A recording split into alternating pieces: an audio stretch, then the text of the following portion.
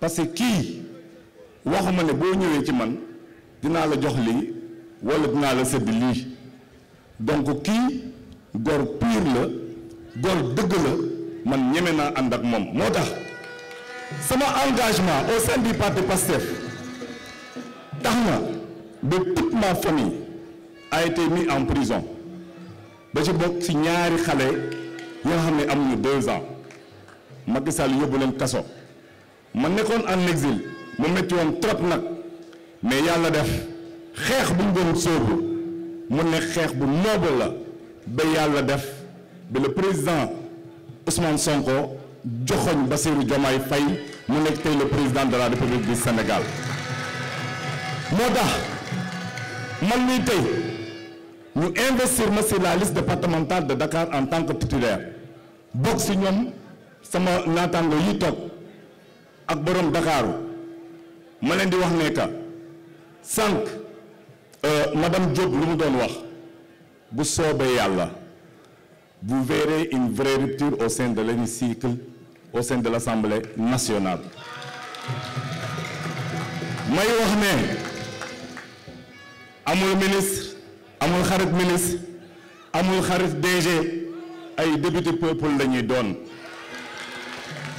te bu soobee yàlla xeex bu nga xam ne que moom lañ engagement bu nga xam ne moom lañ dugg ci patriotisme ba Sénégalais yi wóoluñu wallaahi moom lañ nar a taxawee au sein de l'Assemblée ba du am ministre du am directeur généraux ku ci def li nga xam ne que lu leerul ci le peuple sénégalais ñun dinañ ko woo mu leeralal ko ngir askan bi xam ne que sénégalais yii liste bi surtout bu Dakar ñii jar nañoo wóolu ñii jar nañu jox suñu carte le 17 bu ñu am une majorité écrasante au sein de l'Assemblée nationale.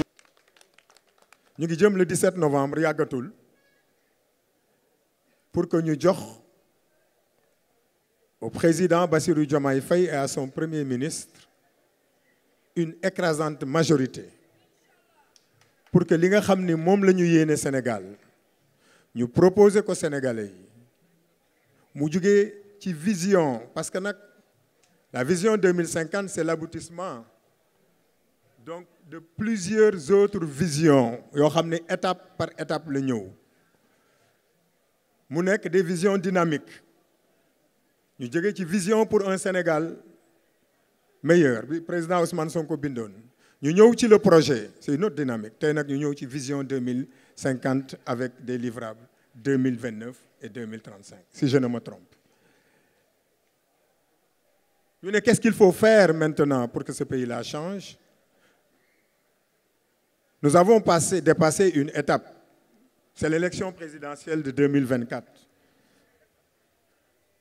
C'est une forme de révolution politique, c'est vrai, qui est l'aboutissement d'un combat politique, mais un combat boo xam ni liñ ci ñàkk ci ay bakkan li ci nit ñi ñàkk seeni liberté ak yeneen bari na bariwaay boo xam ni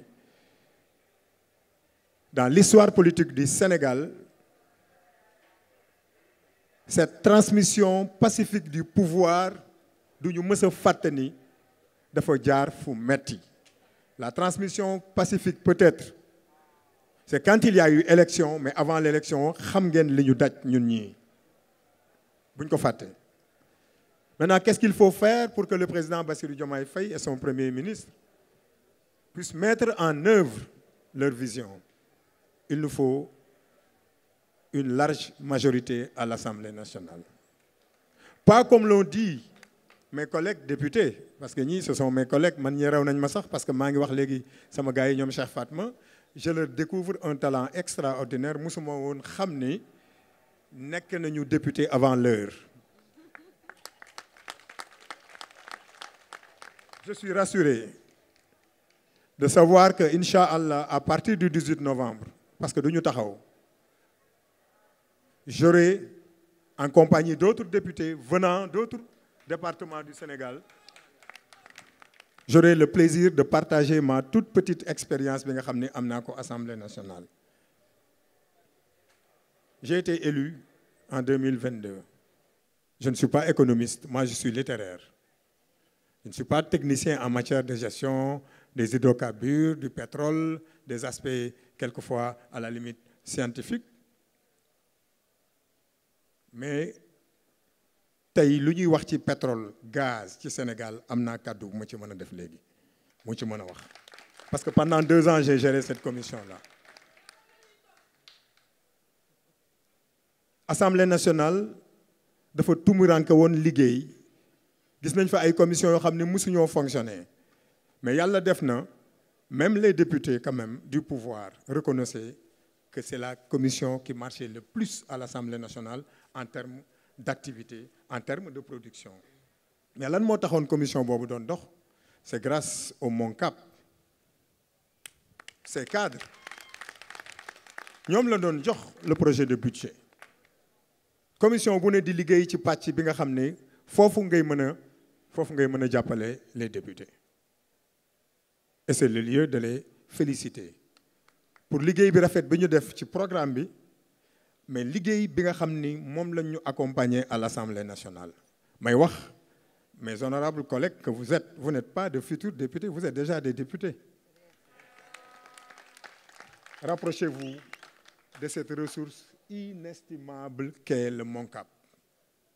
du ngeen ko rëccu ñun nag xam-xam la ñuy waxee yàlla nag moo ñu nattoo matuñu ñu nekk ay doomu aadama yenn saa yi ñu tarxiis mais ndox du bàyyi yoonam ñun suñu lépp xam-xam la suñu lépp débat d'idées la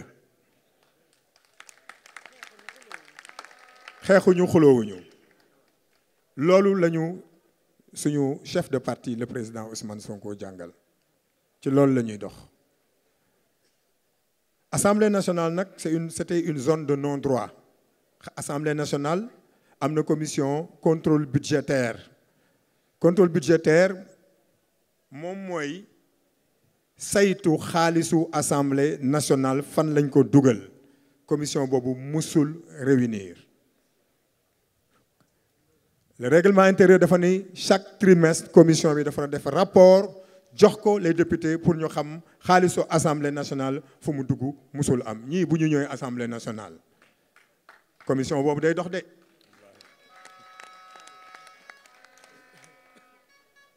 Je plains nag certains ministres damay bañ sax yaakaar dañ leen di menacer bu leen tiital suñu gars yi nag yéen tamit dëgg la ni nous avons une vision claire de ce que doit être un bon député parce que président Ousmane Sonko da doon wax ne Assemblée nationale moo ëpp doole même le pouvoir exécutif boo ko seetee c'est-à-dire que un député qui fait très bien son travail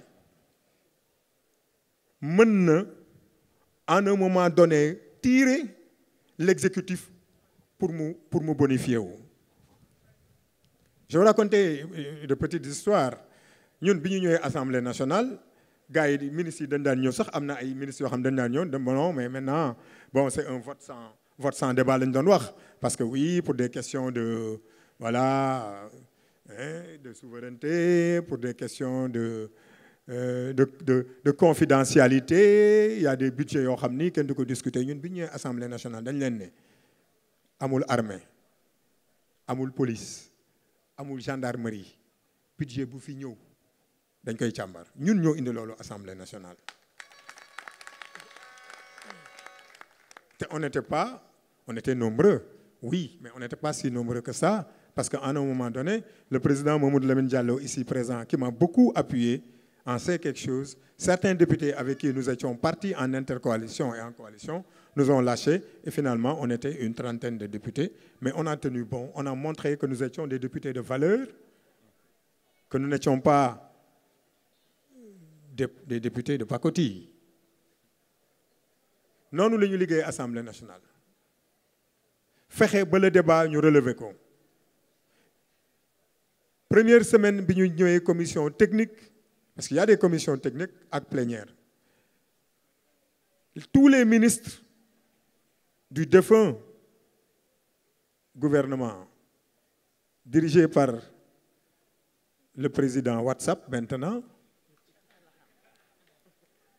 tous les ministres passaient les mots dañ leen doon wax gars yi Assemblée nationale changé na de député yi ma gis nii kuy demati Assemblée nationale bu yeboo nga préparer ces dossiers Assemblée nationale commission da ngay gis ñu convoqué 9h ministre bi ñëw 9h30 bu ñëwee ñu ne ko prochaine fois boo ñëwee 9h30 fii doo ñu fekk gënu leen ñu 9h lañ la convoqué 9h tu dois être là. Finalement les ministres quand ils venaient même à 9h 5 minutes dugg ci salle bi dañ naan ah Guy Abbas ñëw nañu 9h de mais on était dehors on attendait que le président de la commission vienne. Ce sont là les vraies ruptures que nous avons opérées à l'Assemblée nationale. Sur les questions de ressources, sur les questions d'énergie, surtout, nga xam ne soxal nañu suñu techniciens yi nos économistes ñii waa Moncap wax nañ ko léegi wax nañu que dañu bëgg que suñu développement soit endogène, c'est-à-dire que développement bi alalu réew mi ressource réew mi capital humain wu réew muy ñun ñii ñëpp taxaw kenn ku ci ne sa xam-xam la ngay indi moom mooy porter le développement. ñu basé wu ci ñun suñu alal basé wu ci suñu doole basé wu ci suñuy ressources pour développer ce pays, le développement endogène. Parce que li fi am notre développement est-ce que sax développement la? On a un sous-développement exogène parce que nous dépendons de l'extérieur. Gis ngeen ni bi guerre bi amee Ukraine rek dañoo am problème mu mburu ba président bi dem yalwaani blé. C'est parce que nous ne tenons pas notre économie alors que nous avons énormément de ressources yoo xam ni elles peuvent nous servir. Ñu ne maintenant comment le faire? Le président de la République wax na ko. Le projet de loi phare qui sera à l'Assemblée nationale, je crois que ce sera l'un des tout premiers projets de loi qui vont venir à l'Assemblée nationale, c'est le projet de loi sur la souveraineté économique. Souveraineté la ñu wax.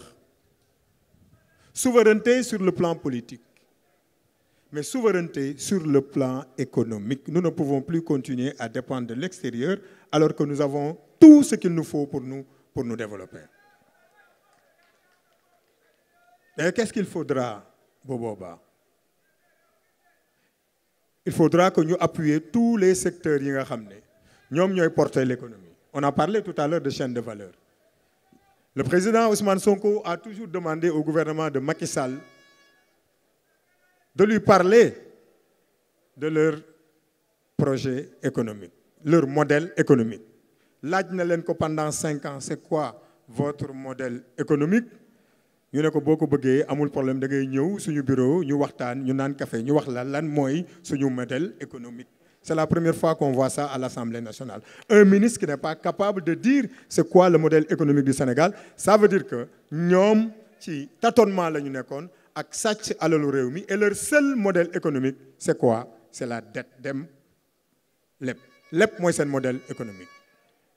te li ñu doon leb sax bu doon dañ koy dugal ci réew mi sax mu am njariñ mais dañ koy sàcc di ko yóbbu. Dégg ngeen président Ousmane Sonko waxoon na fi ne waxuñu lépp. Dégg ngeen bomb bu mu génne démb. Benn waay boo xam ne kontam fekk nañ ci 1000 milliards de francs CFA.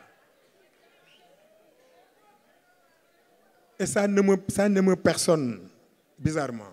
1000 milliards de francs CFA. Xam ngeen loolu c'est extrêmement grave. Ça veut dire que yamuñu sax ci lépp mais li ñu lépp sax bu doon am nañu yërmande ci population yi dugal ko mais dañ koy jël di ko sàcc di ko yóbbu seeni kër. Benn waay nee na ma gars yi bu ngeen bëggee xam fi ñu def seen xaalis yi bu ngeen demee seen kër yi toj leen seen mur yi ñii wër xaalis bi ñu sàcc ñii nga xam ni soupçonné nañ leen parce que soupçon moo fi am bu ñu demee seen kër yi nañu toj seen miiru kër yi fa la ñuy denc seen xaalis yi. Maintenant ce qu'il nous faut suñu cadre yi wax nañ ko c'est un développement endogène. Qu'est-ce qu'on va faire de notre artisanat? Qu'est-ce qu'on va faire de notre agriculture, qui sera le fer de lance, le secteur primaire, l'agriculture, la pêche, l'élevage. ñoom ñooy porter l'économie. Après nag les services ñëw. Bassirou wax na ko c'est extrêmement important. Ndakaaru ni mu mel bu continuer nii dootul tuddati Ndakaaru li waa gi doon wax Ndakaaru lay tudd parce que cette forte concentration humaine, et en plus de cette forte concentration économique, qui n'est pas tellement puissante, dem nañu ba ñu yaakaar ni ku ñëwul Ndakaaru rek mënoo am dara. Alors que yàlla xam na ni les autres zones bis bu ñu leen développé, je pense qu'il y a beaucoup ici présents comme man boo saagoon nañ jël seen bagage génn Ndakaaru dem dëkki feneen parce que foofu la dund gi di gën a neexee parce qu'ils auront tout sur place.